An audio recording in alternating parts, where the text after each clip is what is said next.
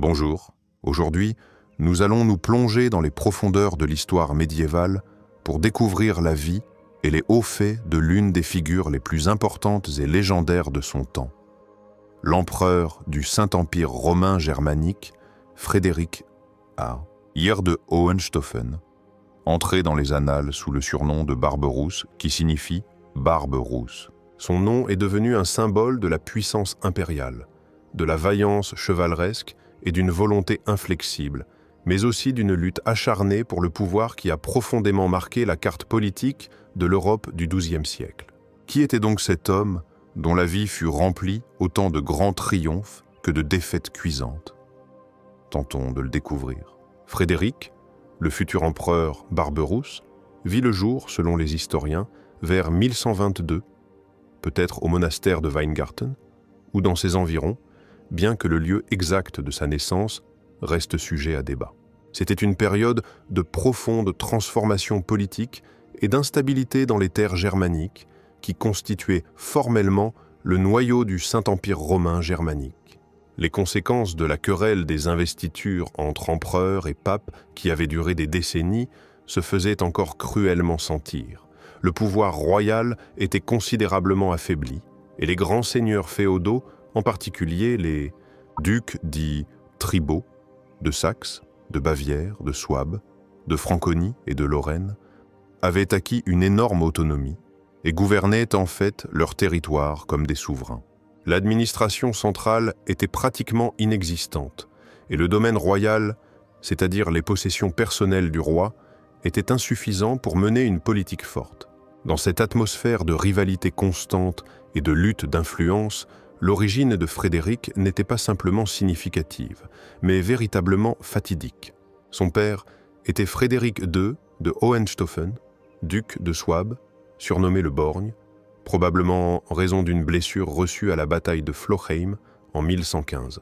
Les Hohenstaufen, ou Staufen, étaient une lignée relativement jeune mais extrêmement ambitieuse, dont les possessions se concentraient en Souabe et en Franconie, et ils avaient déjà revendiqué la couronne germanique après l'extinction de la dynastie salienne en 1125, lorsque l'oncle de Frédéric le Borgne, également Frédéric, ne fut pas élu roi, cédant la place à Lothaire de Supplinbourg. La mère de Frédéric était Judith de Bavière, fille d'Henri le Noir, duc de Bavière, et de Wulfilde de Saxe, ce qui la liait également à la noblesse saxonne. Judith appartenait à la puissante et ancienne maison des Welfs. Les Welfs comptaient parmi les dynasties les plus riches et les plus influentes d'Allemagne, leurs possessions s'étendant de la mer du Nord aux Alpes, et ils étaient traditionnellement les principaux opposants et rivaux politiques des Hohenstaufen dans la lutte pour le pouvoir suprême, surtout après que Lothaire de Supplinbourg, devenu roi puis empereur, eut désigné comme héritier son gendre, Henri le Superbe de la maison des Welfs. En Italie, où cette lutte trouvait son prolongement et une âpreté particulière, les partisans des Hohenstaufen furent appelés Ghibellins. Ce mot dérivait d'une déformation du nom d'un des châteaux ancestraux des Staufen, Waiblingen. Ce surnom retentit probablement pour la première fois à la bataille de Weinsberg en 1140. Les partisans des Welfs et de leurs alliés, y compris la papauté, étaient quant à eux appelés Guelfs, du nom de la maison des Welfs. Ainsi, le mariage de Frédéric le Borgne et de Judith de Bavière, conclu en 1119 ou 1120, n'était pas seulement une union dynastique, mais une manœuvre politique soigneusement calculée. Une tentative audacieuse, sinon de réconcilier complètement deux camps ennemis irréconciliables, du moins de jeter les bases d'un futur compromis et de renforcer les positions des Hohenstaufen. Grâce à cette union, le jeune Frédéric, futur Barberousse, se trouva dès sa naissance lié par le sang aux deux principales forces politiques d'Allemagne, ce qui joua par la suite un rôle clé dans son élection au trône royal, mais le condamna également à un équilibrage permanent entre les intérêts de puissants parents et la nécessité de défendre l'unité de l'Empire. Dès son plus jeune âge, il fut immergé dans une atmosphère de calculs dynastiques complexes, d'intrigues politiques et d'affrontements militaires, ce qui, sans aucun doute, forgea son caractère et sa vision du monde. Il reçut une éducation conforme à son rang élevé. On lui enseigna la chasse, l'art du maniement des armes, épée, lance, bouclier, l'équitation, les rudiments de la tactique et de la stratégie, les manières chevaleresques et le comportement courtois. Il fut sans aucun doute instruit en lecture et en écriture, probablement en latin, qui était la langue de l'Église et de la documentation officielle, bien que le degré de son érudition dans les sciences livresques fasse l'objet de discussions. Certains chroniqueurs, comme Othon de Freising, son oncle maternel et historien de renom, notaient son esprit vif et sa curiosité. Sa première expérience politique fut sa participation aux affaires du duché de Souabe, après la mort de son père, en 1147, lorsqu'il hérita du titre de duc de Souabe sous le nom de Frédéric III. L'une des étapes les plus importantes de sa formation et de l'acquisition de son expérience de vie fut sa participation à la Deuxième Croisade. Cette croisade fut organisée en réponse à la chute d'Édesse, l'un des premiers États croisés, prise par les musulmans en 1144. Frédéric partit en Terre Sainte avec son oncle, le roi germanique Conrad III, qui dirigeait le contingent allemand.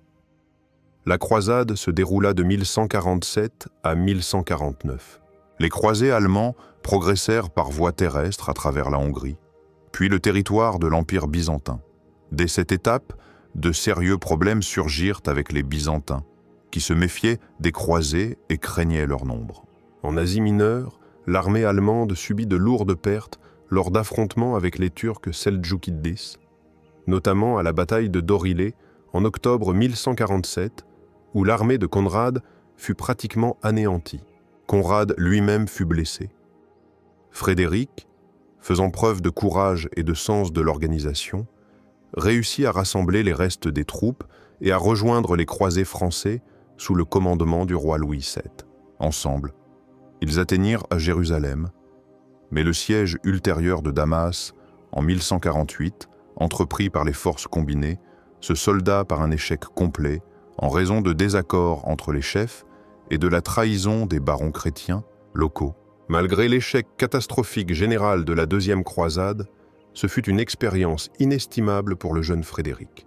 Il vit de ses propres yeux la magnificence et en même temps la faiblesse politico-militaire de l'Empire byzantin, fut confronté aux subtilités de la diplomatie orientale, connut toutes les rigueurs de la vie militaire, les dangers des longs voyages, l'amertume des défaites et l'importance de la discipline et de l'unité dans une armée. C'est là, dans les dures conditions de la croisade, qu'il manifesta, selon certains chroniqueurs, comme Othon de Freising, non seulement un courage personnel et une vaillance guerrière, mais aussi des capacités diplomatiques remarquables, s'efforçant d'aplanir les nombreux conflits qui surgissaient entre les chefs croisés et les autorités byzantines, ainsi qu'entre les participants allemands et français à la croisade. Il se familiarisa également de près avec la situation politique dans les États croisés et prit conscience de la complexité de la lutte contre le monde musulman. En février 1152, le roi Conrad III mourut à Bamberg. Sur son lit de mort, ce qui fut très significatif et inhabituel, il écarta son propre jeune fils, Frédéric de Rothenbourg, âgé de 6 ans, et désigna précisément son neveu, Frédéric, duc de Souabe, âgé de 30 ans, comme le successeur le plus digne et le plus capable. Conrad lui transmit les insignes royaux, la couronne, le sceptre et le globe, et obtint le soutien des princes influents présents à sa mort, tels que l'évêque de Bamberg, Eberhard II. Ce choix n'était pas fortuit. Le royaume germanique était alors affaibli par des querelles intestines qui se poursuivaient même après l'élection de Conrad, qui ne fut jamais couronné empereur à Rome. Les princes influents, ducs et comtes, jouissaient d'une énorme autonomie et ne brûlaient pas d'envie de se soumettre à un pouvoir monarchique central fort. Le pays, déchiré par les discordes féodales, avait un besoin urgent d'un chef capable d'unir les factions belligérantes et de restaurer l'ordre. Frédéric, qui par le sang était lié à la fois aux Hohenstaufen par son père et aux Welfs par sa mère, apparaissait à beaucoup comme la figure de compromis idéal capable de réconcilier de vieux adversaires. Ses qualités personnelles, énergie, détermination, expérience militaire, éloquence, ainsi que son physique attrayant, Il était grand, blond, avec une barbe rousse caractéristique qui lui valut le surnom de Barberousse, jouait également en sa faveur. Le 4 mars 1152, à Francfort-sur-le-Main, l'Assemblée des princes allemands, appelée Hoftag, composée de la haute noblesse et du clergé, élut presque unanimement Frédéric roi de Germanie. Parmi ses électeurs figuraient des personnalités clés telles que les archevêques de Mayence, de Cologne et de Trèves, ainsi que des ducs et des margraves. Un rôle important dans son élection fut joué par le soutien de son cousin, le jeune Henri le Lion de la maison des Welfs, qui espérait recouvrer ses droits sur la Bavière. 5 jours plus tard seulement, le 9 mars, à Aix-la-Chapelle, l'ancienne capitale de l'Empire de Charlemagne, eut lieu son couronnement solennel. La cathédrale d'Aix-la-Chapelle, où reposaient les restes de Charlemagne, était un lieu symbolique, et Frédéric se positionna dès le début comme l'héritier direct du grand empereur des Francs, aspirant à restaurer l'ancienne puissance et le caractère sacré de l'Empire, utilisant le terme « Saint-Empire », en latin « Sacrum Imperium », qui commença à entrer en usage précisément sous son règne. Dès les premiers jours de son règne, Frédéric se fixa des objectifs véritablement grandioses. Il entendait restaurer et renforcer l'autorité du pouvoir royal en Germanie même, soumettre à sa volonté les princes puissants et récalcitrants, affirmer la domination incontestée de l'Empire sur les riches terres italiennes et, ce qui n'était pas moins important, obtenir la reconnaissance de sa suprématie par le siège papal, qui prétendait de plus en plus au rôle d'arbitre suprême dans les affaires de toute l'Europe chrétienne, s'appuyant sur la doctrine des deux glaives. Les premières années du règne de Frédéric furent entièrement consacrées à rétablir l'ordre et à consolider ses positions en Germanie. Il agit en politicien sage et clairvoyant, comprenant que sans un appui solide dans les terres germaniques, ses ambitions italiennes étaient vouées à l'échec. Au lieu d'entrer immédiatement en confrontation ouverte avec les ducs les plus puissants, il s'efforça de les attirer de son côté, en faisant certaines concessions, en accordant des privilèges et en confirmant leur possession, tout en faisant clairement comprendre qui était le suzerain suprême dans l'Empire. L'une de ses premières mesures fut de régler le différend concernant le duché de Bavière. Il confirma les droits d'Henri Jasomirgott de la maison de Babenberg sur l'Autriche, qui fut séparée de la Bavière et érigée en duché en 1156 par un document connu sous le nom de Privilegium Minus, tandis que la Bavière fut donnée à son puissant cousin Henri le Lion de la maison des Welfs. Cela s'ajoutait au duché de Saxe, qu'Henri le Lion possédait déjà. Ainsi, Henri le Lion devint le prince le plus puissant d'Allemagne, concentrant entre ses mains d'immenses territoires et ressources. À ce moment-là, cette mesure se justifia. Henri le Lion devint un allié fidèle et actif de l'empereur, le soutenant dans de nombreuses entreprises, y compris ses campagnes italiennes. Frédéric s'employa également activement à mettre en œuvre la politique de paix publique générale, ou, comme on l'appelait en allemand, Landfrieden. Ce système de mesures visait à réprimer les guerres féodales internes, les querelles et le brigandage qui sapaient la stabilité et le développement économique du pays. Lors des diètes impériales, par exemple à Ulm en 1152 et à Würzburg en 1157, des décrets furent adoptés interdisant les guerres privées et établissant des procédures pour la résolution pacifique des conflits. Il voyagea beaucoup à travers les terres germaniques, du Rhin à l'Elbe, réglant personnellement les différends entre féodaux, punissant sévèrement les violateurs de l'ordre établi, tels que les comtes palatins du Rhin, et démontrant ainsi son pouvoir royal et sa détermination. Il chercha également à s'appuyer sur les ministériaux impériaux, des hommes de service dépendant directement du roi, et sur les villes en plein essor, leur accordant des privilèges en échange de leur soutien et d'une aide financière. Cependant, les principales pensées et ambitions de Frédéric Barberousse étaient de tourner au-delà des Alpes, vers l'Italie. Les terres italiennes au XIIe siècle constituaient un ensemble extrêmement bigarré et politiquement fragmenté.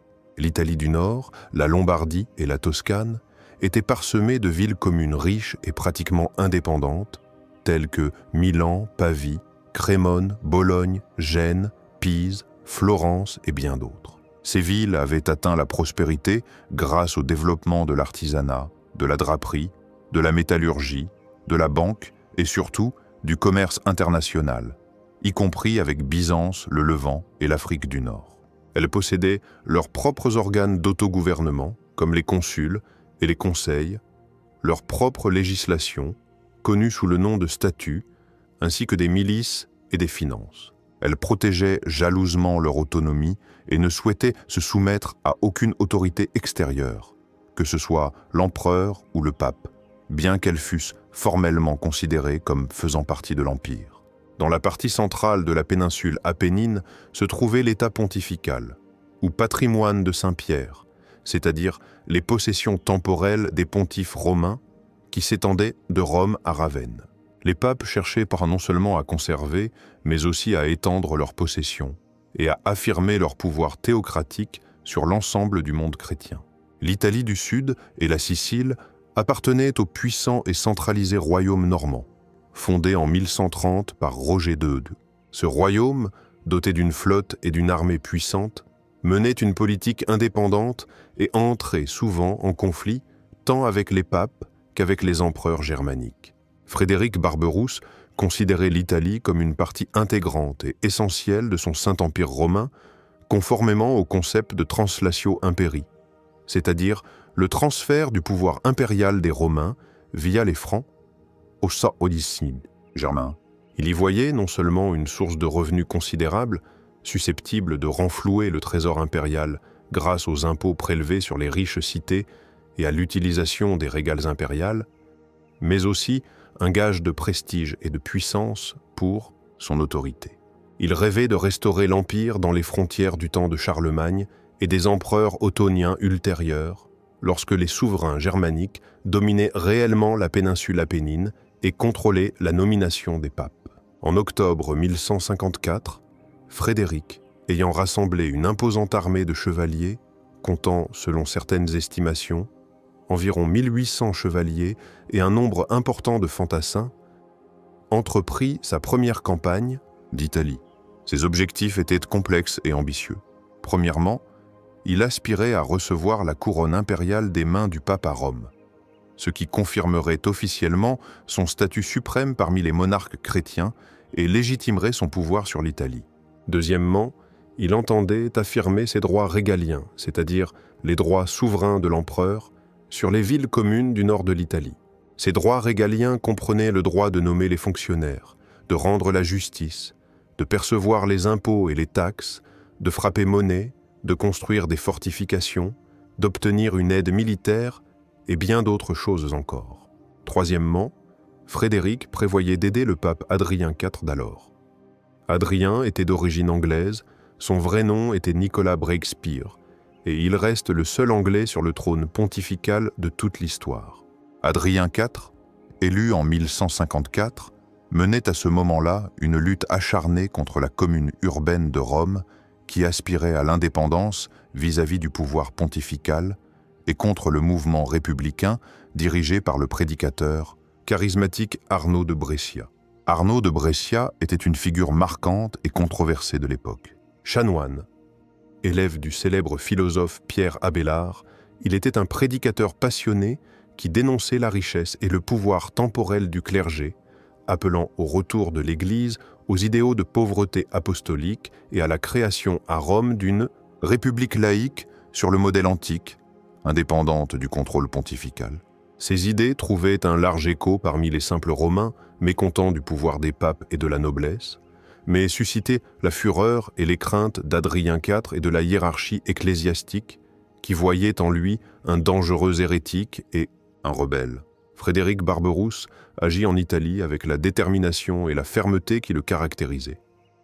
Ayant franchi les Alpes par le col du Brenner, il arriva en Lombardie. Dans les plaines de Roncalia, situées près de la ville de Plaisance, en novembre-décembre 1154, il convoqua une grande diète impériale, à laquelle furent invités des représentants des villes italiennes, ainsi que de la noblesse et du clergé. Là, il exigea clairement et sans ambiguïté des communes italiennes la reconnaissance de ses droits souverains et l'obligation de payer les impôts impériaux. Les villes, ne s'attendant pas à une telle pression et ne disposant pas à ce moment-là d'un front de résistance uni, durent d'abord se soumettre et prêter serment de fidélité. Même la puissante et traditionnellement insoumise Milan, la ville la plus riche et la plus influente de Lombardie, se résigna pour un temps, bien qu'avec une réticence évidente. Cependant, tout ne se passa pas sans heurts. La ville d'Asti, dans le Piémont, qui avait osé manifester sa désobéissance, fut détruite à titre d'exemple. La ville de Chieri fut également prise et châtiée. La ville de Tortone, alliée de longue date de Milan, opposa une résistance opiniâtre et fut assiégée par les troupes impériales. Le siège dura 2 mois, de février à avril 1155, et s'accompagna de l'utilisation de machines de siège. Après la prise de Tortone, elle fut également incendiée et pillée. Ce fut une cruelle démonstration de force destinée à intimider les autres communes italiennes et à montrer le sérieux des intentions de Frédéric. Frédéric mena ensuite son armée sur Rome. En chemin, il se fit couronner à Pavie, l'ancienne capitale du royaume lombard, avec la couronne de fer des rois lombards, soulignant ainsi ses droits sur l'Italie. Sa rencontre avec le pape Adrien IV eut lieu en juin 1155 près de Sutri. Elle fut entourée d'un cérémonial complexe et ne se déroula pas sans friction, illustrant de manière frappante les relations tendues entre le pouvoir impérial et le pouvoir pontifical. Le pape exigea que Frédéric, selon une ancienne coutume, remplisse le service dit de l'écuyer, c'est-à-dire tenir l'étrier du cheval du pape lorsqu'il descendait de selle, puis conduire le cheval par la bride pendant un certain temps, en signe de son respect et de la reconnaissance symbolique de la suprématie du pouvoir spirituel sur le pouvoir temporel. Frédéric, monarque fier et autoritaire, qui se considérait comme l'égal du pape, voire supérieur, refusa d'abord catégoriquement d'accomplir ce rituel, le jugeant humiliant pour la dignité impériale. Une situation tendue s'ensuivit, menaçant de faire échouer les négociations et le couronnement. Ce n'est qu'après de longues exhortations de la part de ses conseillers et des évêques, qui lui rappelèrent que même ses illustres prédécesseurs, comme Lothaire III, avaient respecté cette coutume, que Frédéric accepta à contre-cœur, mais, selon certaines sources, il le fit avec beaucoup de maladresse. En échange de la promesse de Frédéric d'aider à réprimer la République romaine dirigée par Arnaud de Brescia et de livrer Arnaud lui-même, le pape Adrien IV accepta de procéder au couronnement impérial. Arnaud de Brescia fut bientôt capturé par les hommes de l'empereur, remis aux autorités pontificales, condamné comme hérétique et rebelle et exécuté par pendaison. Son corps fut brûlé sur un bûcher et ses cendres dispersées dans le Tibre, afin que ses nombreux partisans n'aient ni reliques à vénérer, ni lieu de pèlerinage. Le 18 juin 1155, Frédéric Barberousse fut solennellement couronné empereur du Saint-Empire romain germanique dans la basilique principale de Rome, la basilique Saint-Pierre. Le couronnement fut célébré par le pape Adrien IV lui-même. Cependant, les festivités furent de courte durée. Immédiatement après la cérémonie du couronnement, les citoyens romains, indignés par l'exécution cruelle du populaire Arnaud de Brescia et par la présence dans la ville de troupes allemandes étrangères qui se comportaient de manière assez cavalière, se soulevèrent en armes.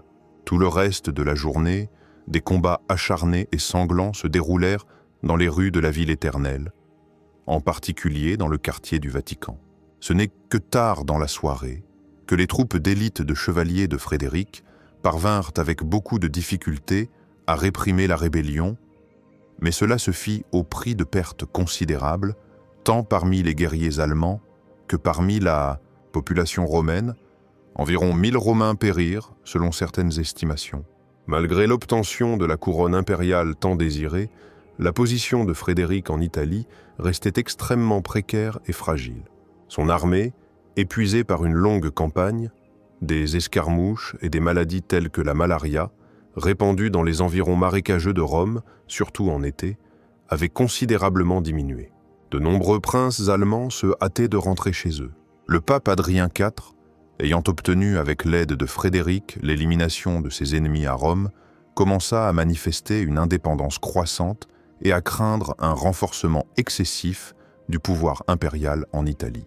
Bientôt, Il conclut même le concordat de Bénévent en 1156 avec les ennemis traditionnels de l'Empire dans le sud de l'Italie, le roi normand de Sicile, Guillaume Ier le Mauvais reconnaissant son titre royal et ses possessions, ce qui constituait un défi direct aux prétentions impériales sur l'Italie du Sud.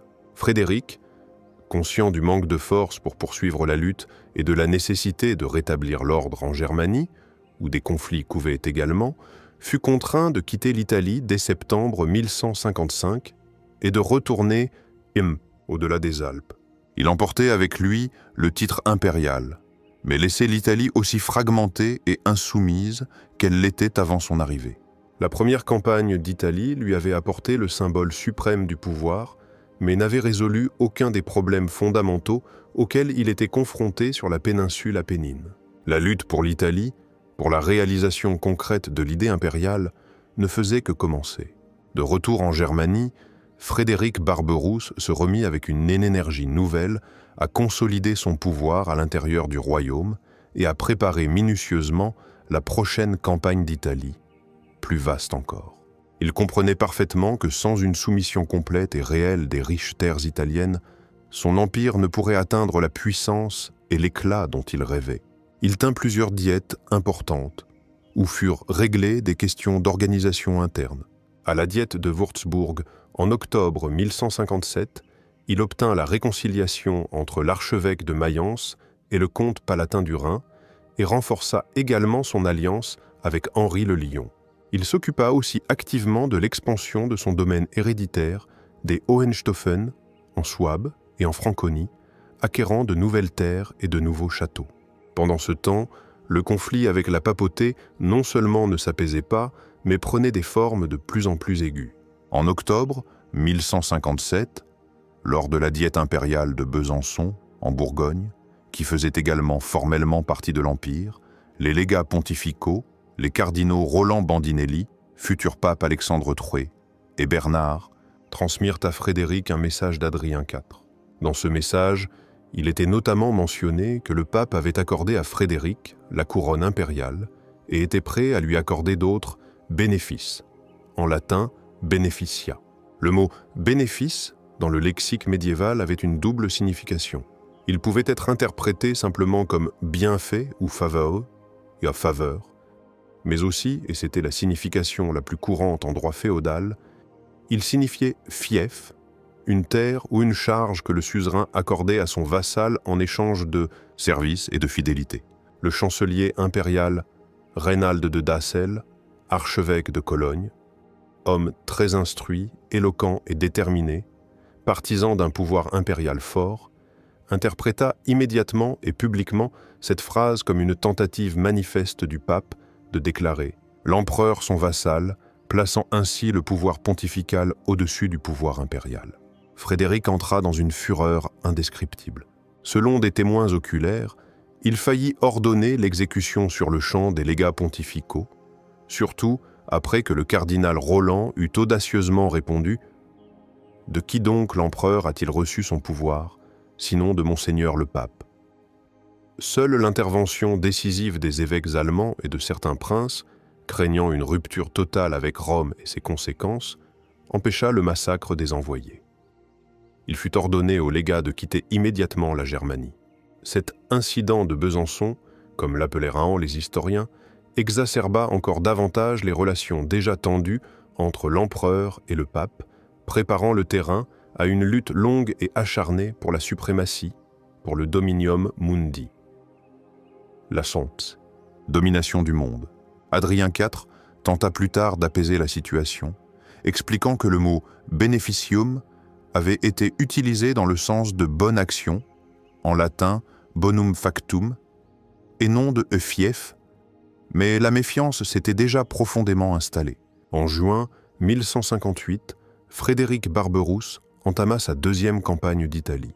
Cette fois, il menait une armée encore plus nombreuse et mieux préparée, comprenant des contingents de tous les grands princes allemands, y compris Henri le Lion. L'effectif total de l'armée est estimé à environ 100 000 hommes, ce qui représentait une force énorme pour l'époque.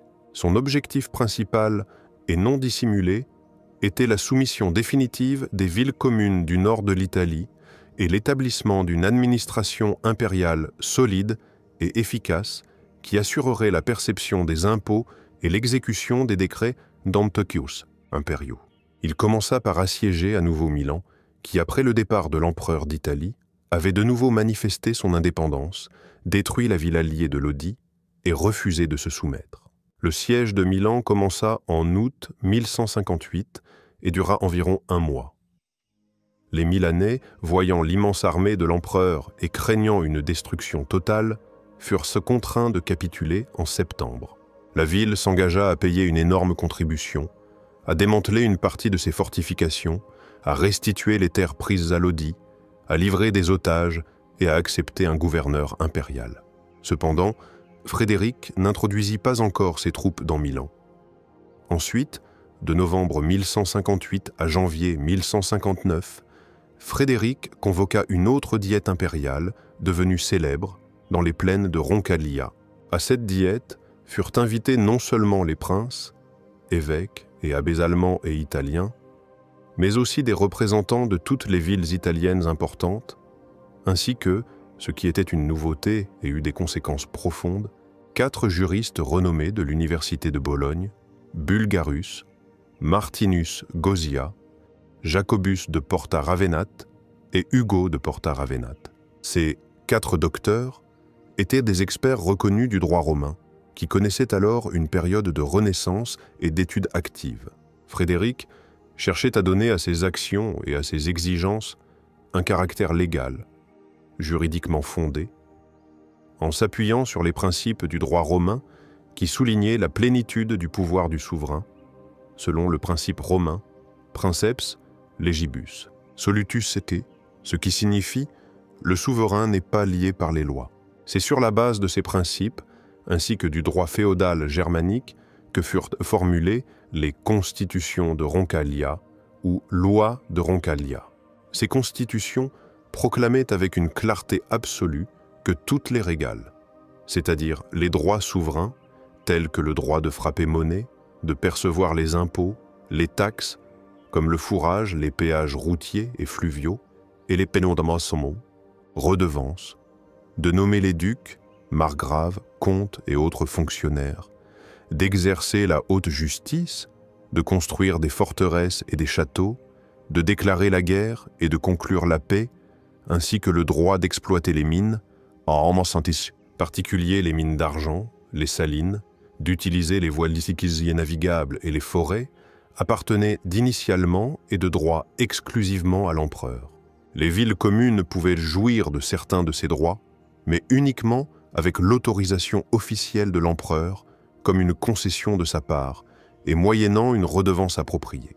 Les régales que les villes avaient usurpés auparavant devaient être restitués à l'empereur. En fait, cela signifiait la liquidation complète de l'autonomie et de l'autogouvernement urbain, pour lesquels les communes luttaient depuis des décennies.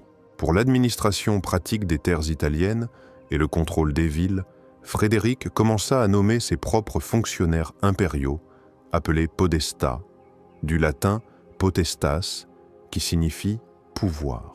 Ces fonctionnaires devaient représenter les intérêts de l'empereur sur place, rendre la justice en son nom et posséder de larges pouvoirs administratifs et fiscaux. Les podestas étaient généralement des Allemands ou des Italiens fidèles à l'empereur, issus de familles hostiles à la ville concernée. Les constitutions de Roncaglia provoquèrent naturellement une tempête d'indignation et une vague de protestations dans la plupart des villes italiennes, en particulier à Milan et chez ses alliés, tels que Crémone et Brescia. Elles virent dans ces lois une menace directe pour leur liberté, leur prospérité économique et leur indépendance politique. Milan, en particulier, opposa à nouveau une résistance farouche, et dès que la majeure partie de l'armée impériale eut quitté la Lombardie, refusa catégoriquement de reconnaître les nouveaux ordres impériaux, chassa les fonctionnaires nommés par l'empereur et commença à se préparer à la lutte armée. Les Milanais furent soutenus par Crémone. Frédéric Barberousse répondit avec une cruauté exemplaire. Il assiégea d'abord Crémone, qui résista héroïquement pendant 7 mois, de juillet 1159 à janvier 1160. Le siège fut extrêmement brutal. les deux camps utilisant des méthodes inhumaines. Par exemple, Frédéric ordonna d'attacher des prisonniers crémonais, y compris des enfants, à ses tours de siège pour les protéger des pierres des assiégés. Après la chute de Crémone, la ville fut entièrement détruite. Vint ensuite le tour de Milan.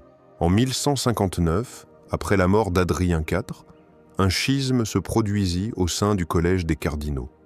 La majorité élut pape le cardinal Roland Bandinelli, qui prit le nom d'Alexandre III et était connu pour sa position anti-impériale. La minorité, soutenue par Frédéric, élut le cardinal Ottaviano de Monticelli, qui devint l'antipape Victor IV.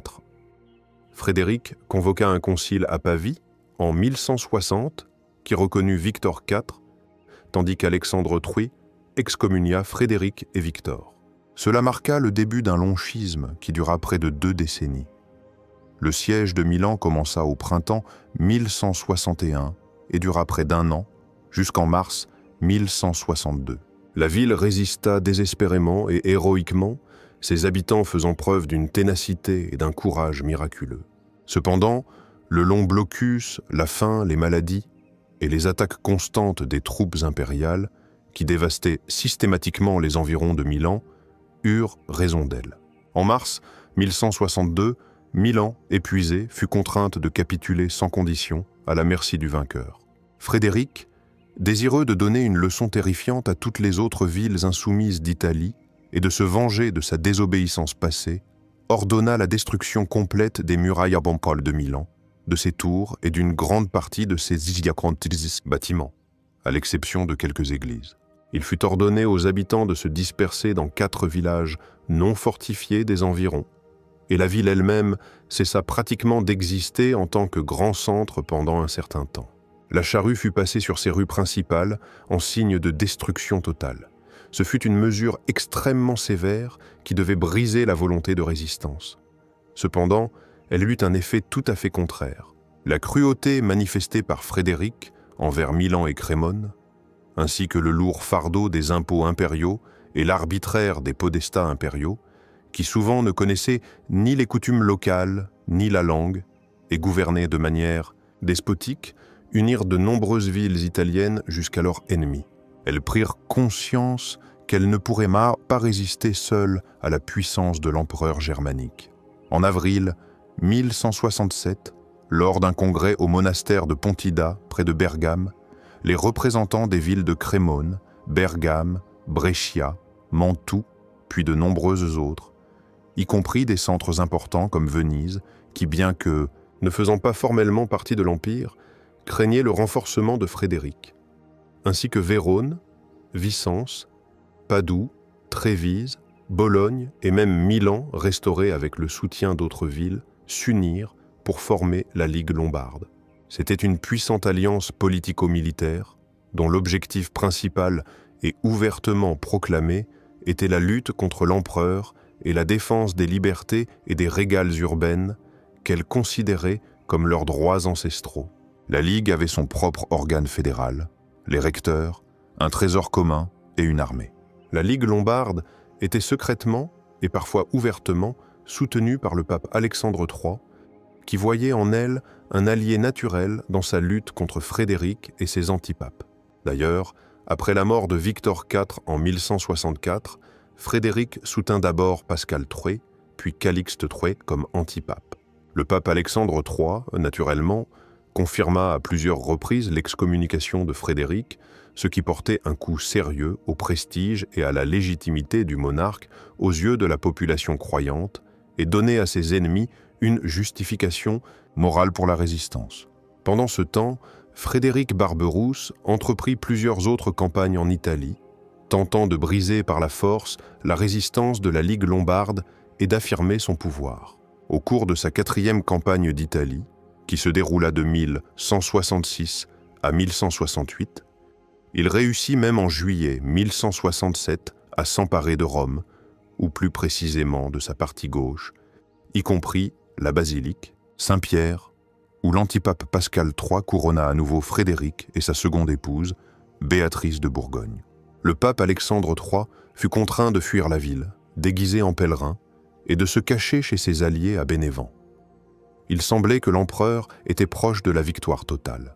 Cependant, c'est précisément à ce moment, en août 1167, qu'une terrible épidémie, probablement de malaria ou d'une forme de dysenterie, aggravée par la chaleur estivale, éclata dans son armée campée aux environs de Rome.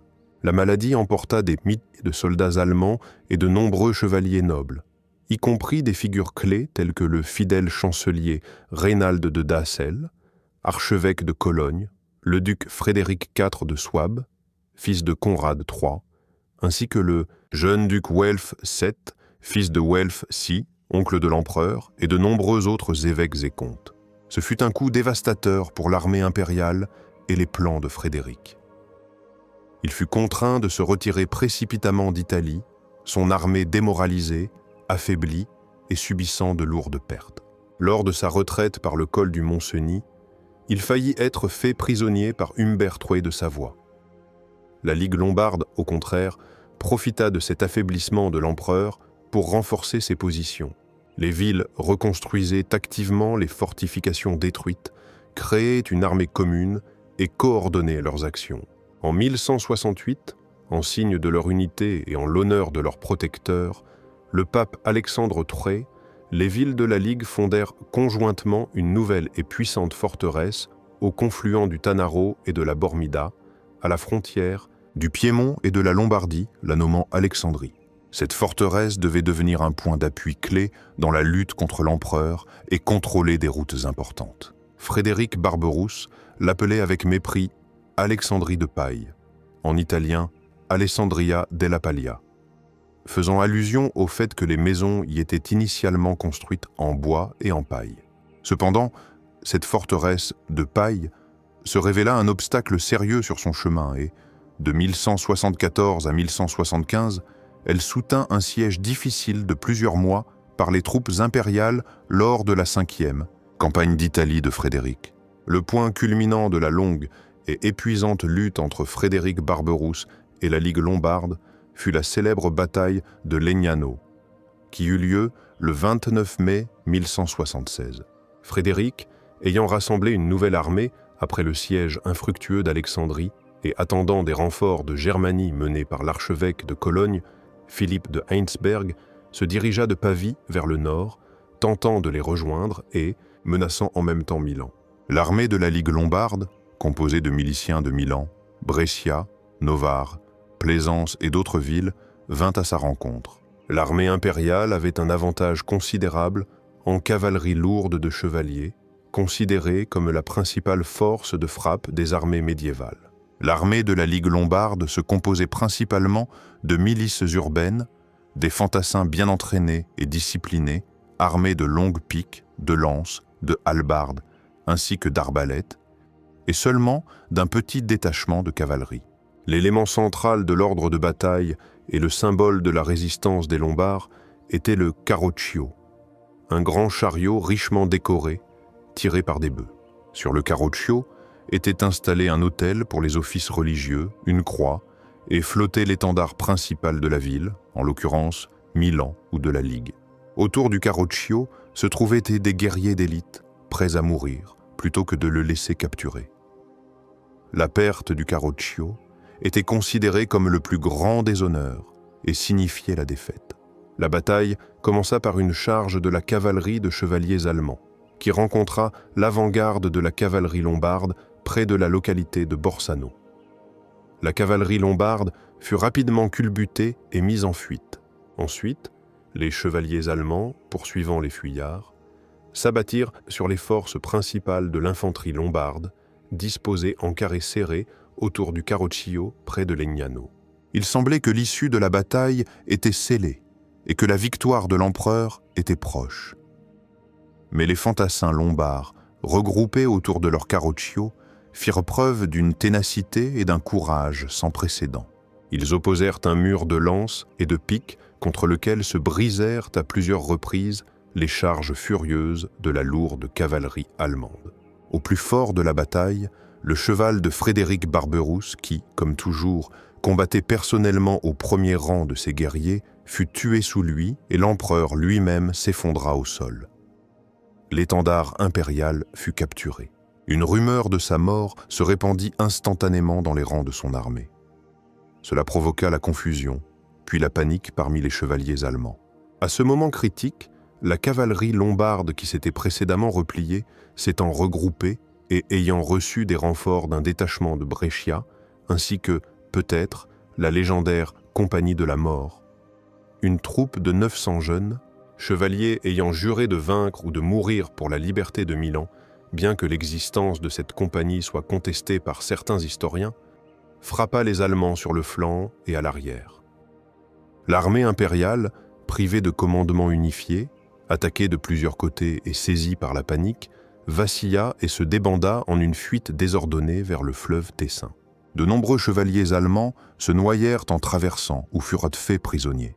Frédéric lui-même, qui avait miraculeusement échappé à la capture ou à la mort, fut considéré pendant plusieurs jours comme mort ou disparu, jusqu'à ce que, épuisé, blessé, mais vivant, il réapparaisse à Pavie, l'une des rares villes italiennes restées fidèles à l'Empire. La défaite à la bataille de Legnano fut un coup militaire et moral très dur pour Frédéric Barberousse et un tournant dans toute sa politique italienne.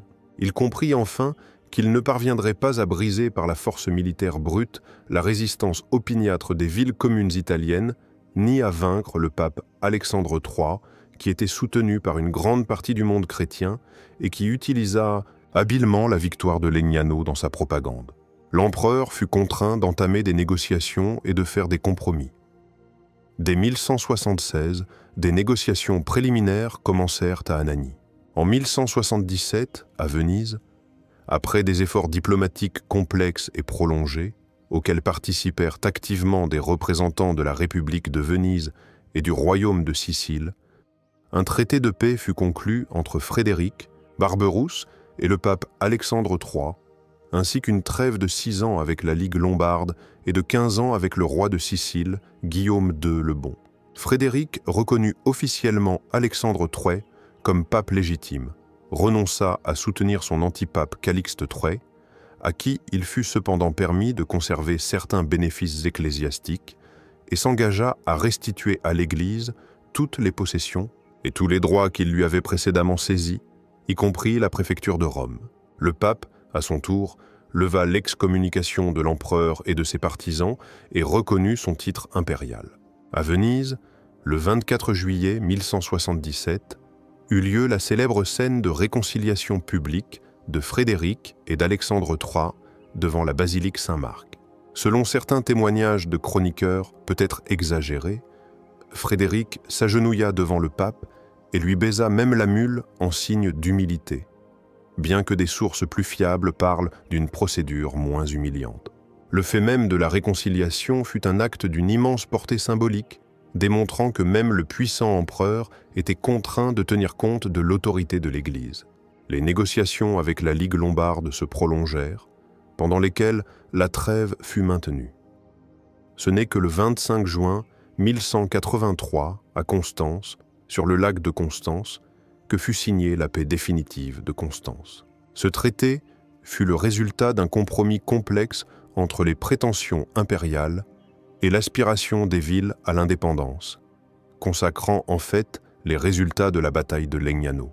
Les villes de la Ligue lombarde reconnaissaient formellement le pouvoir suprême de l'empereur et lui prêtaient serment de fidélité. Elles acceptaient également l'investiture de leur consul par l'empereur ou son légat, le droit de l'empereur à une cour d'appel et la fourniture traditionnelle de fourrage, connue sous le nom de faudrum, pour les troupes impériales lors de leur passage en Italie.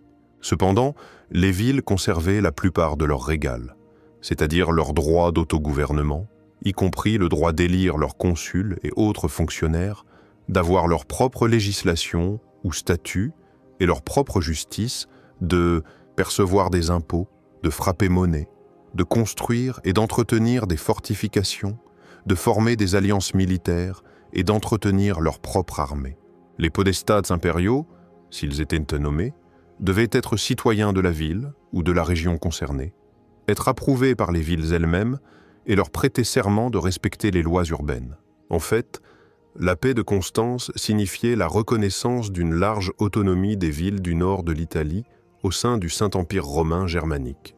Bien que Frédéric Barberousse n'ait pas atteint tous ses objectifs initiaux en Italie, et que son rêve de soumission complète de la péninsule apennine soit resté inaccompli, la paix de Constance apporta une paix et une stabilité attendues depuis Alice-Savantabalilpa, longtemps à la Lombardie déchirée par les guerres pendant près d'un demi-siècle.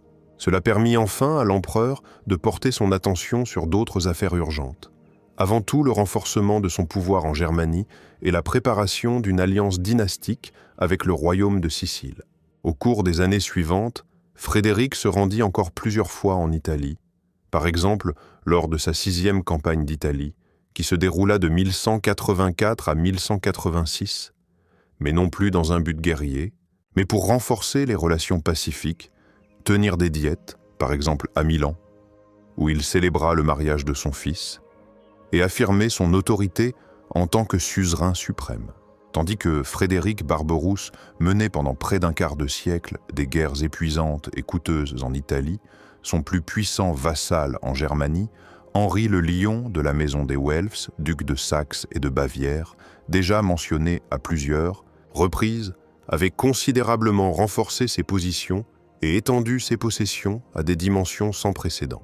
Henri le Lion était un souverain extrêmement actif, ambitieux et souvent impitoyable. Il mena activement une politique de colonisation et de christianisation des terres slaves à l'est de l'Elbe, dans les régions du Mecklembourg, de la Poméranie et du Brandebourg, le fameux Drang nach Osten, c'est-à-dire la poussée vers l'est. Cette expansion s'accompagna de la fondation de nouveaux évêchés, tels que Ratzeburg, Schwerin, Oldenburg, qui devint plus tard Lübeck, et ces évêchés devinrent des points d'appui de l'influence germanique et de la mission chrétienne. Il fonda de nouvelles villes ou agrandit considérablement celles qui existaient déjà.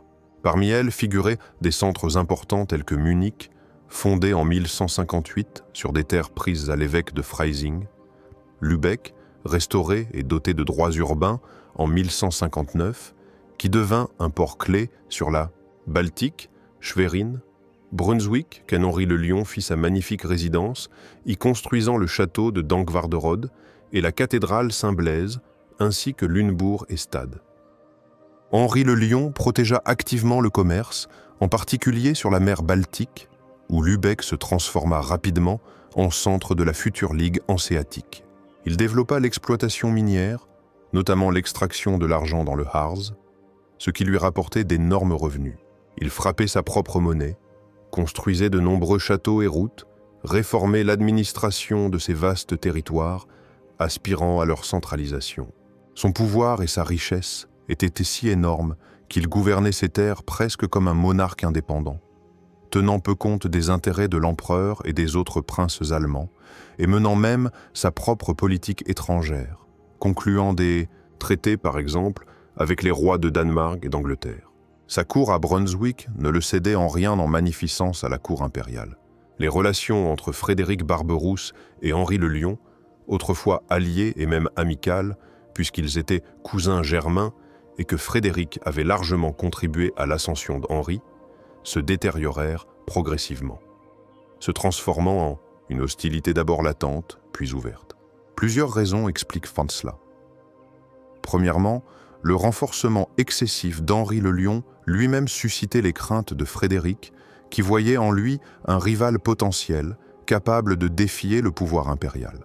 Deuxièmement, la politique agressive d'Henri le Lion, visant à étendre ses possessions, entraînait souvent des conflits avec d'autres princes et évêques allemands, tels que les archevêques de Magdebourg et de Brême, les évêques de Hildesheim et de Neusiedl, Halberstadt, les margraves de Brandebourg de la maison d'Ascanie, qui étaient ses voisins et rivaux. Ces princes se plaignaient constamment à l'empereur des exactions du Welf. Troisièmement, Henri le Lion, concentré sur ses affaires en Allemagne du Nord et sur la Baltique, devint de moins en moins disposé à participer aux coûteuses et risquées campagnes italiennes de l'empereur, qui détournaient ses forces et ses ressources. La goutte d'eau qui fit déborder le vase de la patience de Frédéric fut le refus démonstratif d'Henri le Lion de fournir une aide militaire à l'empereur lors de la 5e campagne d'Italie, avant la phase décisive de la lutte contre la Ligue, lombarde en 1176. Il existe une célèbre tradition, peut-être embellie par les chroniqueurs ultérieurs, mais qui reflète l'essence du conflit, selon laquelle Frédéric rencontra Henri le Lion à Chiavenna, sur le chemin de l'Italie, et personnellement, s'agenouillant, même supplia son puissant cousin de lui apporter un soutien militaire, lui promettant toutes sortes de faveurs. Cependant, Henri le Lion resta inflexible. Il exigea en échange de son aide la riche ville impériale de Goslar avec ses célèbres mines d'argent du Harz, qui faisaient depuis longtemps l'objet d'un différend entre lui et l'empereur. Frédéric ne pouvait ni ne voulait subir une telle humiliation et céder une ressource stratégiquement importante, considérant cette demande excessive et offensante. Il n'oublia ni ne pardonna jamais ce qu'il considérait comme une trahison au moment critique pour l'Empire. Trahison qui, selon lui, contribua largement à la défaite de Legnano. De retour en Germanie, après la conclusion de la paix de Venise avec le pape Alexandre III et le règlement temporaire des affaires italiennes, Frédéric Barberousse, se sentant plus confiant, décida de mettre fin définitivement à la puissance excessive et à l'indépendance d'Henri le Lion. Dans cette entreprise, il trouva de nombreux alliés parmi les autres princes et évêques allemands qui regardaient depuis longtemps avec envie et appréhension la puissance et la richesse croissante du Welf, et qui avaient eux-mêmes souffert de sa politique agressive ou craignaient d'en devenir les prochaines victimes. Le prétexte formel pour engager un procès contre Henri le Lion se trouva rapidement. L'évêque de Halberstadt, Ulrich, et d'autres princes saxons déposèrent une plainte auprès de l'empereur contre Henri, l'accusant de violation de la paix publique et de saisie illégale de leurs possessions. En 1179, à la Diète impériale de Worms, un procès formel fut engagé contre Henri le Lion. Il fut accusé de toute une série de crimes, violation de la paix impériale, désobéissance aux ordres de l'empereur, par exemple, non-comparution aux diètes et refus du service militaire, saisie illégale de terres d'autrui et oppression de ses vassaux. Henri le Lion fut convoqué à 3 reprises devant le tribunal impérial, aux diètes de Magdebourg, de Caïna et de Goslar, pour répondre aux accusations portées contre lui. Cependant, Henri le Lion, comprenant que le tribunal serait partial et dirigé contre lui, et craignant pour sa sécurité, refusa à chaque fois de comparaître, invoquant diverses raisons ou ignorant simplement les convocations. Sa non-comparution fut interprétée comme un aveu de culpabilité et comme un crime de lèse-majesté, en latin contumacia. En janvier 1180, à la Diète de Würzburg, qui rassemblait principalement les ennemis d'Henri le Lion, il fut reconnu coupable de violation du serment féodal et de rébellion. Sur la base de ce jugement, rendu par le tribunal des princes, il fut privé de tous ses fiefs impériaux, c'est-à-dire les duchés de Saxe et de Bavière, ainsi que de nombreuses autres possessions qu'il tenait de l'Empire, telles que des comtés et des bailliages. Puis, en avril 1180, lors d'une autre diète à Gelnhausen, plus représentative, Frédéric Barberousse annonça officiellement la confiscation des possessions d'Iran d'Henri le Lion et procéda à leur redistribution. Ces immenses arpentes de terre furent partagées entre d'autres princes qui avaient démontré leur fidélité à l'empereur ou cherchaient simplement à profiter de la chute du géant. Le duché de Saxe fut divisé en plusieurs parties, sa partie occidentale, la Westphalie, ainsi que le titre de duc de Westphalie, furent donnés à l'archevêque de Cologne, Philippe de Hansberg, l'un des principaux instigateurs du procès contre Henri. La partie orientale de la Saxe, ainsi que le titre de duc de Saxe, fut attribué à Bernard d'Anhalt de la maison d'Ascanie, fils d'Albert l'Ours, rival de longue date des Welfs. D'autres parties de la Saxe revinrent à divers comtes et évêques. Le duché de Bavière fut considérablement réduit. La Styrie fut séparée et également érigée en duché, revenant à Ottokar IV. La partie restante de la Bavière fut donnée au comte Othon de Wittelsbach, fidèle partisan de Frédéric, qui s'était distingué à Legnano. Ses descendants, la dynastie des Wittelsbach, régnèrent sur la Bavière jusqu'en 1918. Henri le Lion tenta de résister à cette décision les armes à la main. Il se fortifia dans ses possessions saxonnes et repoussa pendant un certain temps avec succès les attaques de ses ennemis. Cependant, ses forces étaient disproportionnées par rapport aux forces combinées de l'empereur et de ses nombreux alliés. De plus, beaucoup de ses propres vassaux, mécontents de son règne autoritaire, passèrent du côté de l'empereur. Après une série de défaites, notamment la perte de Lübeck, qui passa sous administration impériale directe, et de Brunswick, Henri le Lion fut contraint, en novembre 1181, de se présenter à la Diète d'Erfurt et de se soumettre à Frédéric Barberousse. Il tomba aux pieds de l'empereur, implorant son pardon. Frédéric, faisant preuve d'une certaine clémence, peut-être pour ne pas créer un précédent de destruction totale d'une des plus nobles familles d'Opimide de l'Empire, ou peut-être sous l'influence de la diplomatie anglaise, car Henri le Lion était le gendre du Pukitius, roi anglais, Henri II, permit à Henri le Lion de conserver ses possessions allodiales héréditaires autour des villes de Brunswick et de Lunebourg, ainsi que quelques terres en Nord-Albingie. Cependant, Henri le Lion lui-même fut condamné à l'exil de Germanie pour 3 ans. Il trouva refuge à la cour de son beau-père, le roi anglais Henri II Plantagenet, et passa ses années en Angleterre et en Normandie. De retour en Germanie en 1185, il tenta à nouveau de regagner ses positions perdues, mais en vain. Il se réconcilia définitivement avec le fils de Frédéric, Henri VI, après la mort de Barberousse, en 1194, et mourut en 1195 à Brunswick. La chute d'Henri le Lion fut l'un des plus grands triomphes de la politique intérieure de Frédéric Barberousse. L'empereur se débarrassa de son rival intérieur le plus dangereux et le plus puissant et démontra de manière éclatante son autorité suprême sur tous les princes allemands. Il montra également qu'il pouvait utiliser le droit féodal et le tribunal impérial pour atteindre ses objectifs politiques.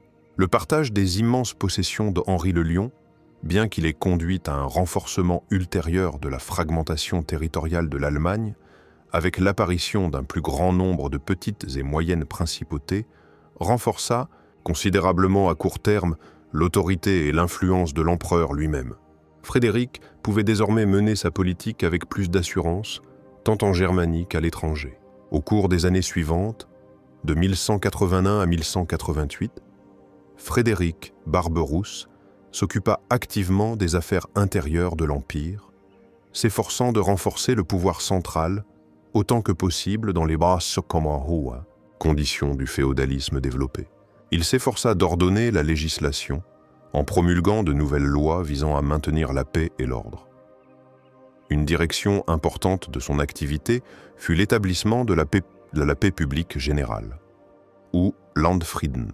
Lors des diètes, par exemple à Nuremberg en 1186, des décrets furent adoptés interdisant les guerres privées, en allemand Fehde, et établissant des peines sévères pour leur violation.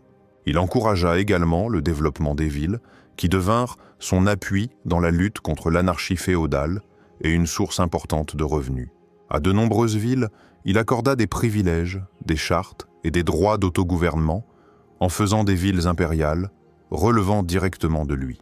Il favorisa le développement du commerce et de l'artisanat, l'amélioration des routes et des ponts.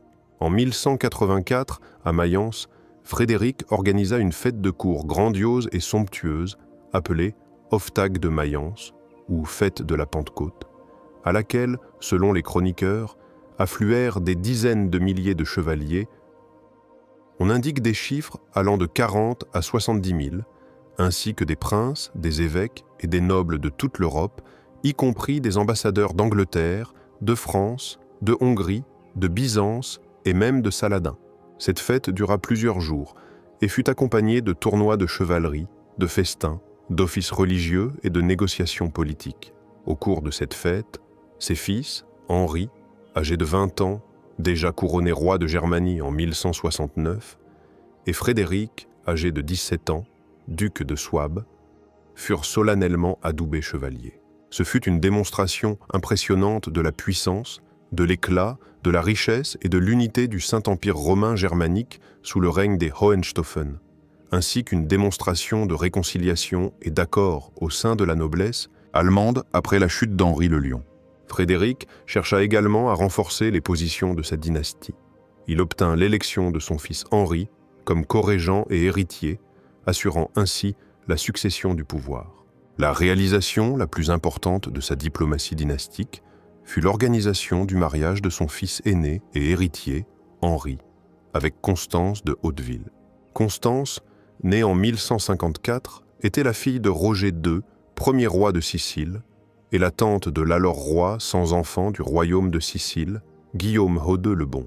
Comme Guillaume II n'avait pas d'héritier direct, Constance était considérée comme sa successeur potentielle. Le mariage d'Henri et de Constance, alors âgés de 32 ans, eut lieu le 27 janvier 1186 à Milan, avec une magnificence sans précédent.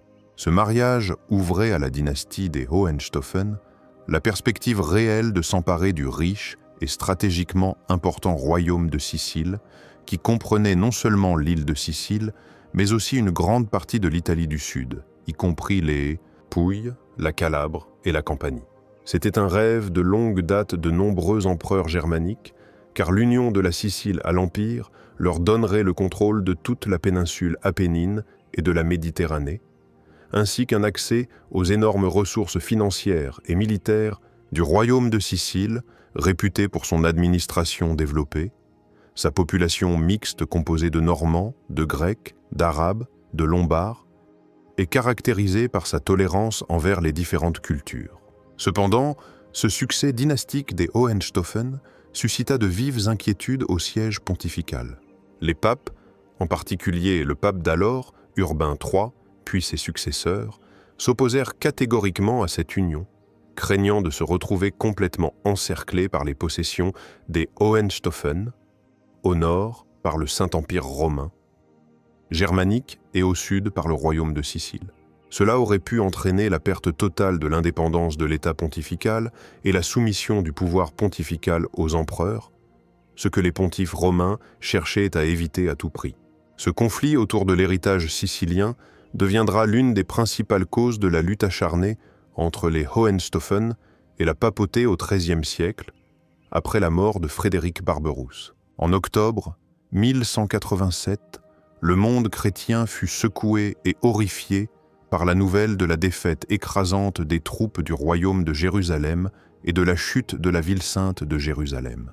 Le grand chef militaire musulman et souverain d'Égypte et de Syrie, le sultan Saladin, Youssouf ibn Ayoub, connu en Europe sous le nom de Saladin, infligea le 4 juillet 1187 une défaite cuisante aux croisés à la bataille de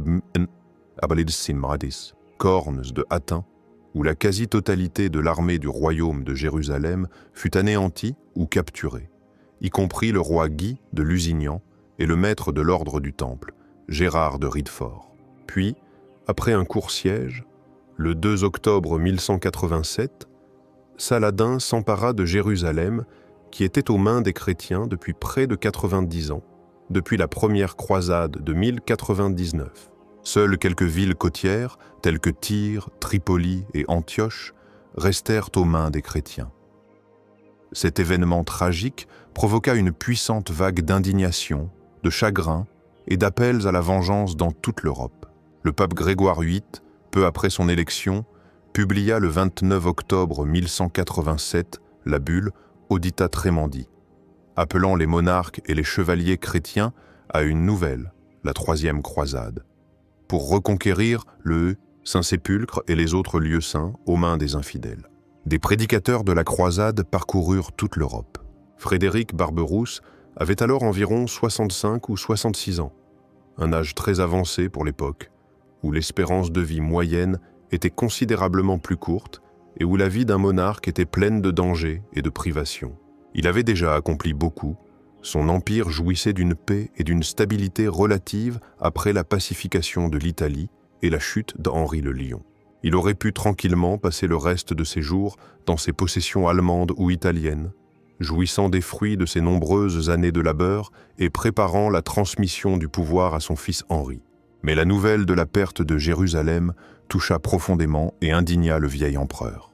En tant que monarque chrétien, portant le titre de défenseur de la foi et du Saint-Empire romain germanique, il considérait comme son devoir sacré de prendre la tête de la croisade et de participer personnellement à la libération de la Terre Sainte.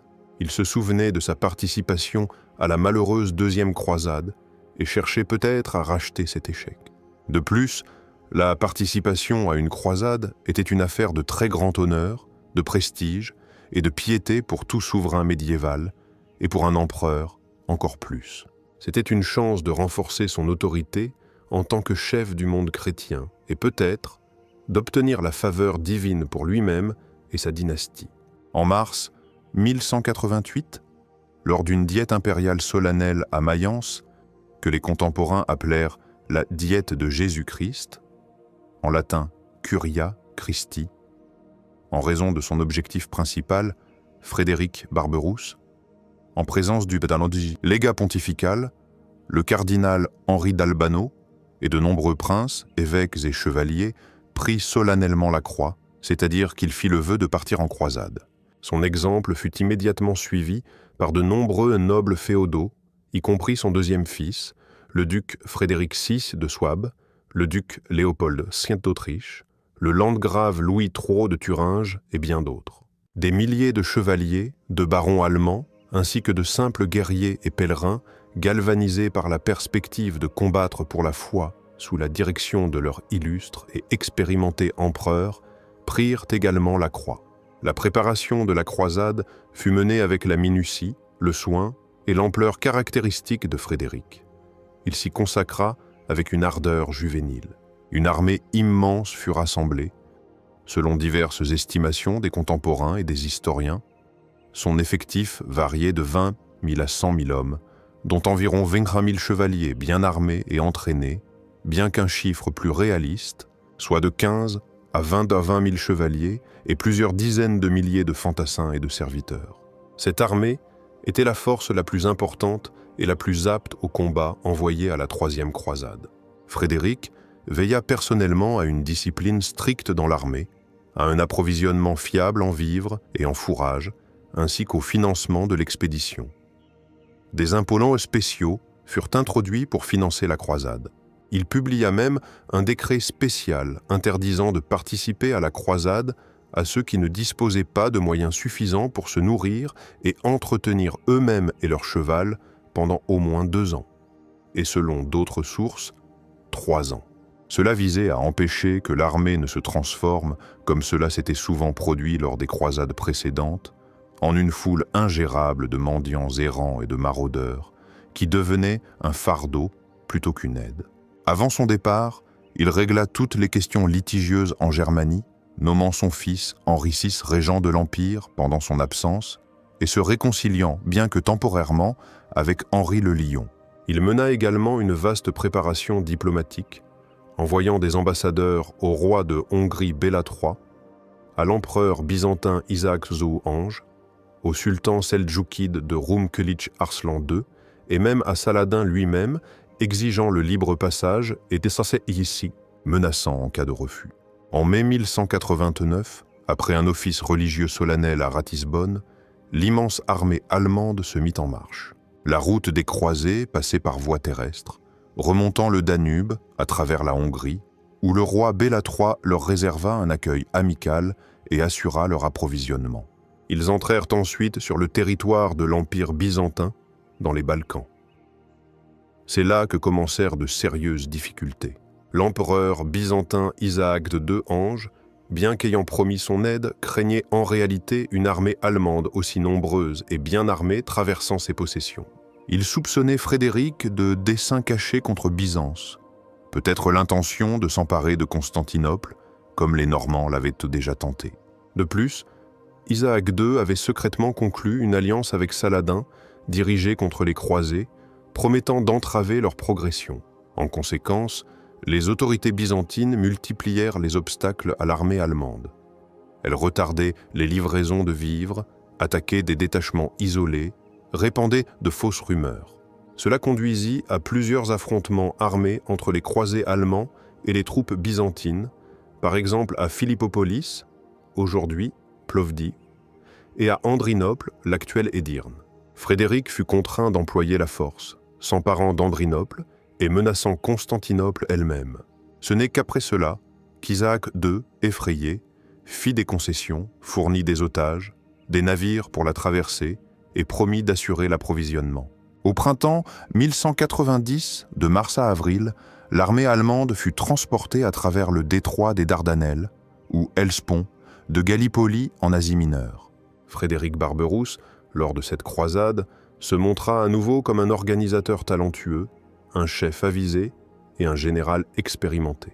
Il réussit à maintenir une discipline stricte dans son armée multinationale, réprimant résolument toute tentative de pillage et de violence contre la population locale des pays traversés par les croisés, malgré les provocations. C'était particulièrement important pour préserver la capacité de combat de l'armée.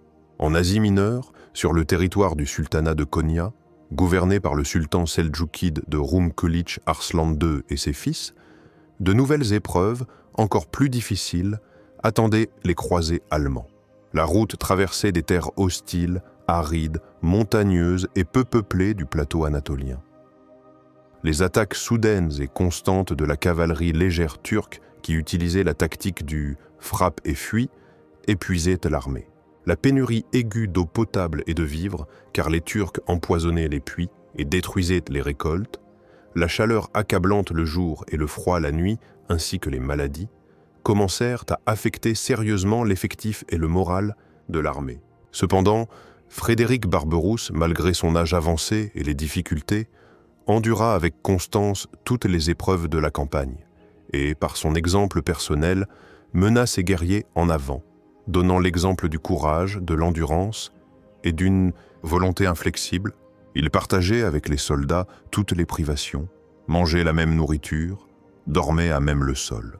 Le 18 mai 1190, les croisés allemands remportèrent une victoire importante et éclatante sur les forces supérieures de l'armée seldjoukide, commandée par le fils de Kılıç Arslan, Koutba al-Din Malik Shah, lors d'une bataille sanglante à Iconium, l'actuelle Konya, qui était la capitale du sultanat. Dans cette bataille, Frédéric dirigea personnellement la charge de ses chevaliers. Après la victoire, les croisés prirent d'assaut et pillèrent la ville d'Iconium elle-même, où ils trouvèrent d'importantes réserves de vivres et purent se reposer pendant plusieurs jours.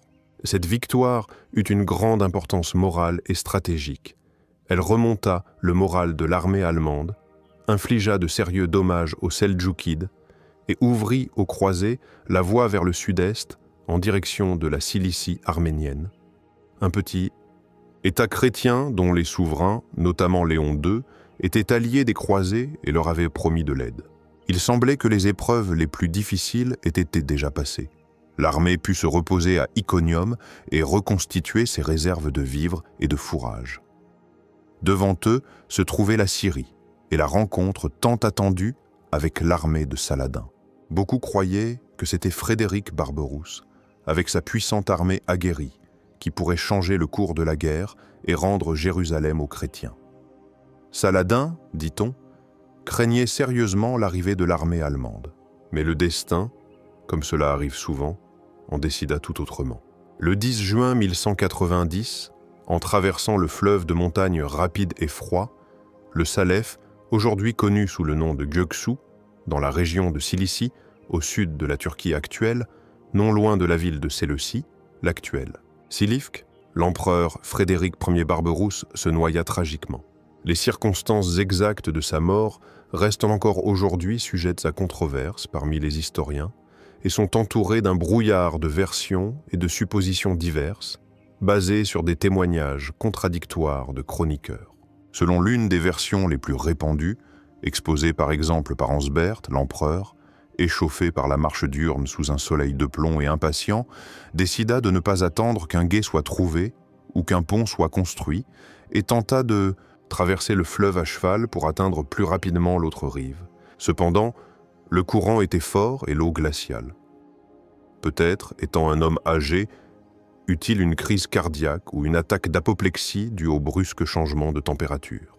Selon une autre version, son cheval glissa sur les pierres glissantes ou fut emporté par le fort courant, et l'empereur, portant probablement une armure pas complète mais néanmoins lourde, tomba à l'eau et ne put regagner la rive à cause du poids de Pietan de Sandis, son armure et de la rapidité du courant. Il existe également une supposition selon laquelle il voulait simplement se rafraîchir et se baigner, mais, sous-estima le danger du fleuve de montagne.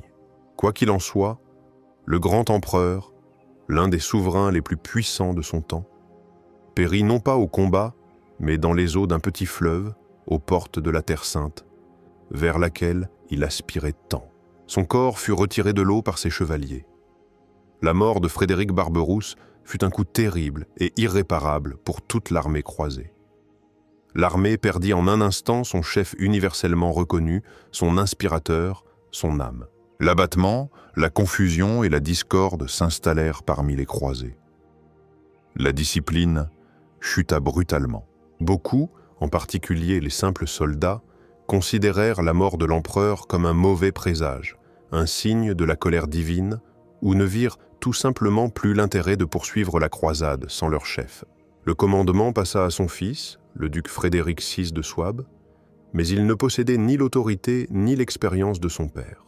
Une partie de l'armée allemande, démoralisée par la mort de l'empereur et ne voyant aucune perspective pour la suite de la croisade, fit demi-tour vers l'Europe, où se dispersa en Asie mineure, tentant de rejoindre par ses propres moyens les ports d'eau, côtiers ou de rentrer chez elle. Beaucoup périrent aux mains des Turcs de maladie ou de faim.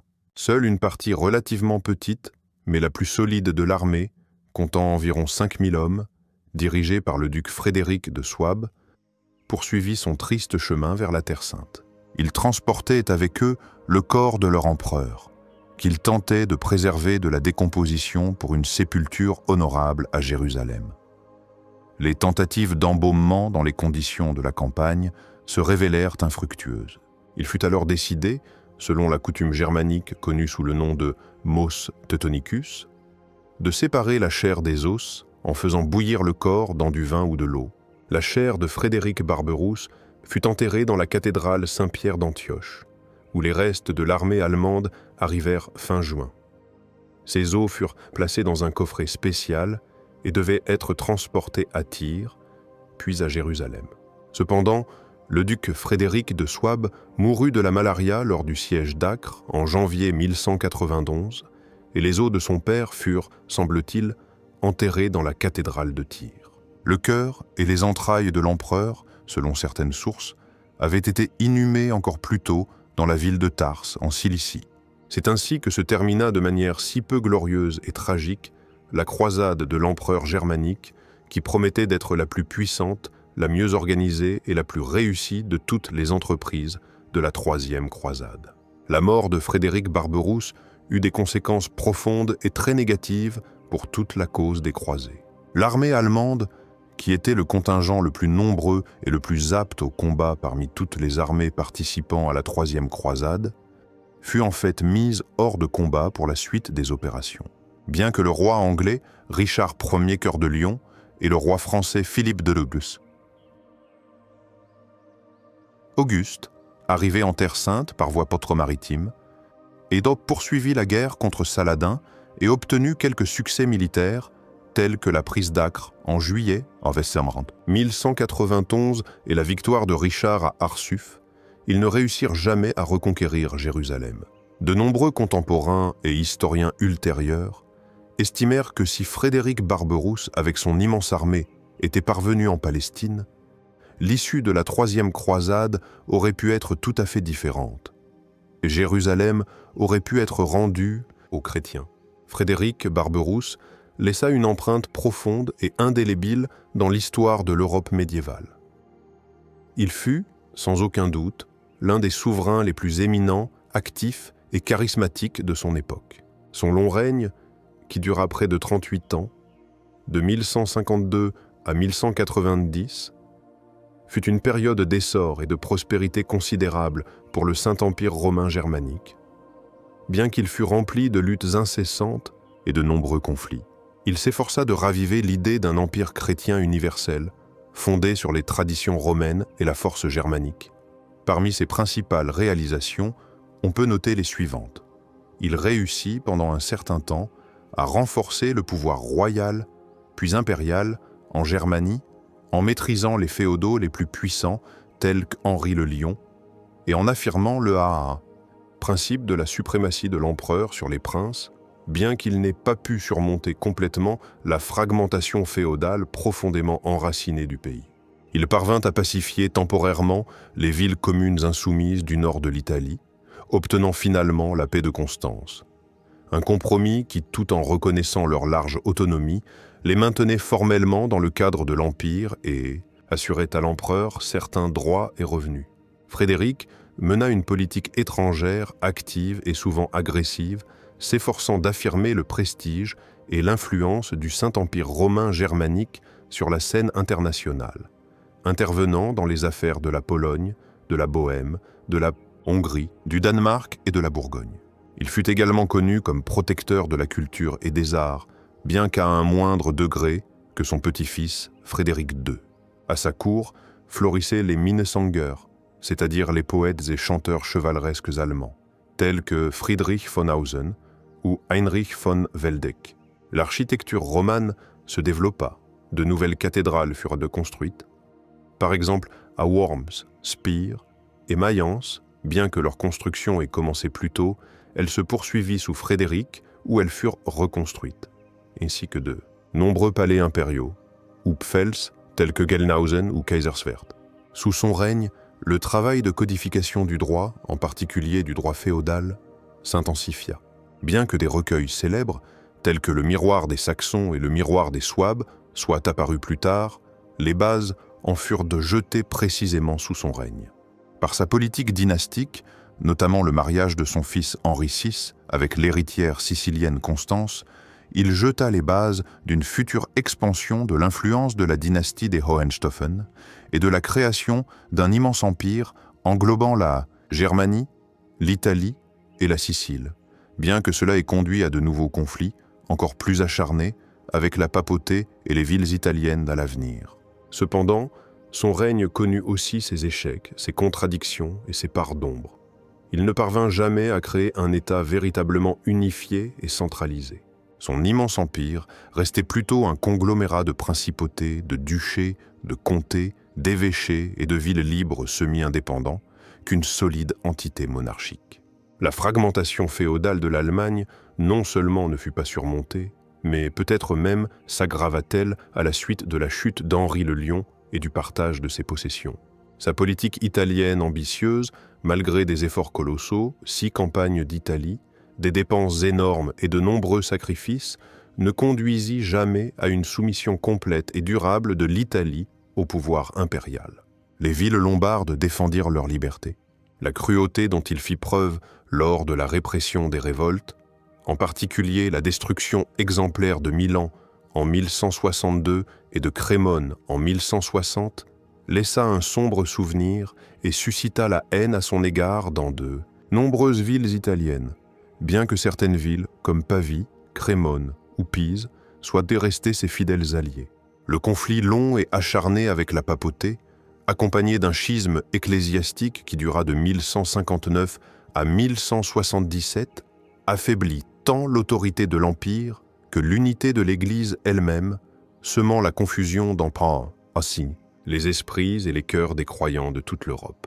Bien que Frédéric se soit réconcilié avec Alexandre III, les contradictions profondes entre le pouvoir impérial et le pouvoir pontifical ne furent jamais résolues. Malgré toutes ces complexités et contradictions, la figure de Frédéric Barberousse commença de son vivant même à s'entourer de nombreuses légendes et traditions. Son apparence remarquable, en particulier sa célèbre barbe rousse qui lui valut son surnom, d'ailleurs ce sont les Italiens qui le nommèrent ainsi les premiers, son courage et sa bravoure personnelle, manifestés dans de nombreuses batailles, ses desseins impériaux grandioses et sa volonté inflexible, tout cela produisit une impression indélébile sur ses contemporains.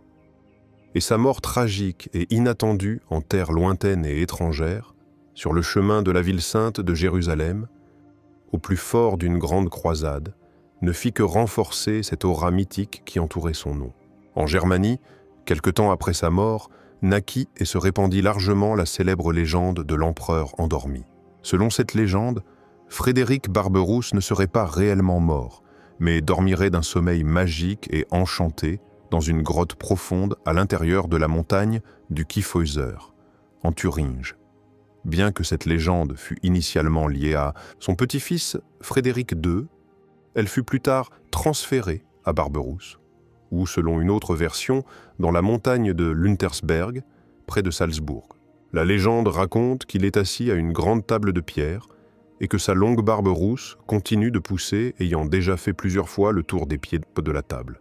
Des corbeaux tournoient au-dessus de la montagne, et tant qu'ils volent, l'empereur dort. On dit qu'une fois tous les 100 ans, il se réveille brièvement et envoie l'un de ses fidèles nains ou un corbeau voir si d'autres corbeaux volent encore autour de la montagne. Si les corbeaux volent toujours, cela signifie que le temps de son retour n'est pas encore venu, que l'heure des malheurs pour la Germanie n'a pas encore sonné, et il se replonge dans son profond sommeil. Mais un jour, lorsque la Germanie sera dans le plus grand besoin et le plus grand danger, lorsque les vieux corbeaux cesseront de tournoyer au-dessus de la montagne, l'empereur Frédéric Barberousse se réveillera définitivement, sortira de sa grotte, la tête de ses fidèles chevaliers qui dorment avec lui, et restaurera l'ancienne grandeur, l'unité et la puissance de l'Empire germanique, apportant à son pays un nouvel âge d'or de paix, de prospérité et de justice. Cette légende de l'empereur endormi fut particulièrement populaire au XIXe siècle, pendant la période de lutte acharnée pour l'unification de l'Allemagne fragmentée. Frédéric Barberousse devint alors l'un des principaux symboles nationaux de l'unité, de la puissance et de l'esprit impérial allemand. De nombreux monuments lui furent érigés. Par exemple, le célèbre monument sur le Kyffhäuser, inauguré en 1896. Des poèmes furent écrits à son sujet, par exemple par Heinrich Heine et Friedrich Rückert, ainsi que des poèmes épiques, des romans et des ouvrages historiques. Même le premier empereur de l'Empire allemand unifié, le Kaiser Guillaume Ier, proclamé en 1871, fut perçu par de nombreux Allemands comme une sorte de réincarnation ou le retour tant attendu du grand Barberousse, le Emiliale Kaiser à la barbe blanche, comme héritier de celui à la barbe rousse. L'opération Barberousse, nom de code du plan d'attaque de l'Allemagne nazie contre l'Union soviétique en 1941, fit également appel à cette image, bien que dans un contexte complètement déformé et criminel. En conclusion, il convient de dire que Frédéric Ier Barberousse est, sans aucun doute, une figure extrêmement complexe, aux multiples facettes et significatives pour l'histoire européenne. Il fut un véritable fils de son temps tumultueux et contradictoire, l'époque du Haut Moyen-Âge, une époque de guerre cruelle et d'anarchie féodale, mais aussi une époque d'épanouissement de la culture chevaleresque, d'enthousiasme religieux et de grands desseins. Son rêve le plus cher de créer un empire universel unifié et puissant qui engloberait la Germanie, l'Italie et la Bourgogne, et qui serait reconnu par tout le monde chrétien comme l'héritier de l'Empire romain, se révéla irréalisable dans ses conditions historiques spécifiques.